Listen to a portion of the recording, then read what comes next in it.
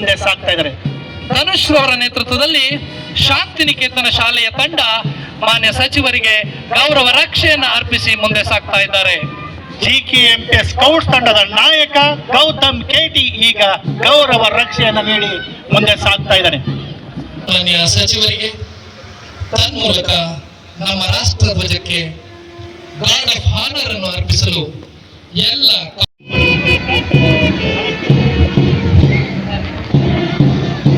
ಆರಕ್ಷಕ ಮೊದಲನೇ ತಂಡದ ಪ್ರಥಮ್ ಅವರು ಈಗ ವಂದನೆ ಸಲ್ಲಿಸಿ ಮುಂದೆ ಸಾಗ್ತಾ ಇದ್ದಾರೆ.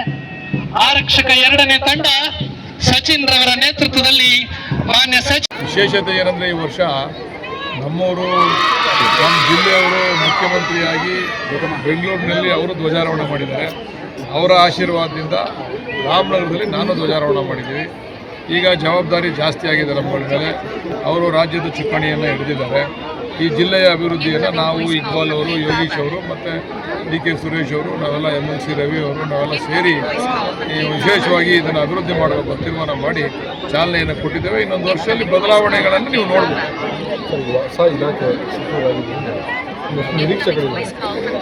ತುಂಬ ಇದೆ ನಿರೀಕ್ಷೆ, ಒಂದಿಷ್ಟೆಲ್ಲ ತುಂಬ ನಿರೀಕ್ಷೆ ಇದೆ. ಬದಲಾವಣೆ ಆಗಬೇಕು. ಈಗ ಪಟ್ಟಣ ಪ್ರದೇಶದಲ್ಲಿ ನಾವು ಅಂದ್ಕೊಂಡ ರೀತಿಯಲ್ಲಿ ಅಭಿವೃದ್ಧಿಗಳು ಆಗ್ತಾ ಇಲ್ಲ.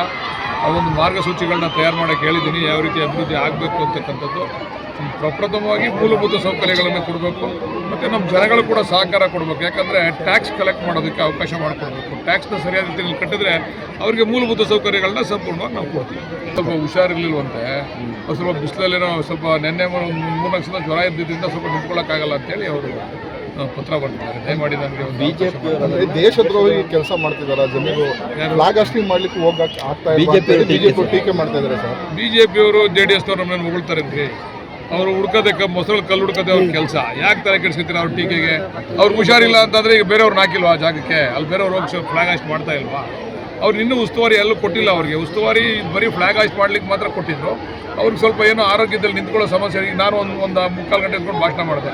ಅವ್ರು 3/4 ಗಂಟೆ ನಿಂತ್ಕೊಂಡು ಭಾಷಣ ಮಾಡೋಕೆ ಆಯ್ತಿತ್ತ? ಹುಷಾರಿಲ್ಲದೆ ಇದ್ದಾಗ 103 ಡಿಗ್ರಿ ಏನೋ ಜ್ವರ ಇತ್ತು ಅಂತ ಹೇಳಿದ್ರು. ಆ ಜ್ವರ ಇದ್ದಿದ್ದರಿಂದ ಅವರು ಮುಖ್ಯಮಂತ್ರಿಗಳಲ್ಲಿ ಮನವಿ ಮಾಡಿಕೊಂಡ್ರು, ಈ ಸಾರಿ ನನಗೆ ಇದರಿಂದ ವಿನಾಯಿತಿ ಕೊಡಿ ಅಂತ ಮನವಿ ಮಾಡಿದ್ರು. ಅದಕ್ಕೆ ದೇಶದ್ರೋಹಿನ ಏನೋ ಅವ್ರೇನು ಫ್ಲಾಗ್ನ ತಳ್ಕೊಂಬಳಕ ಆಡ್ಸವ್ರ ಅಥವಾ ಏನಾರು ಫ್ಲಾಗ್ ಏನೋ ಅವಮಾನ ತೋರಿಸವ್ರ, ಅಗೌರವ ತೋರಿಸವ್ರ?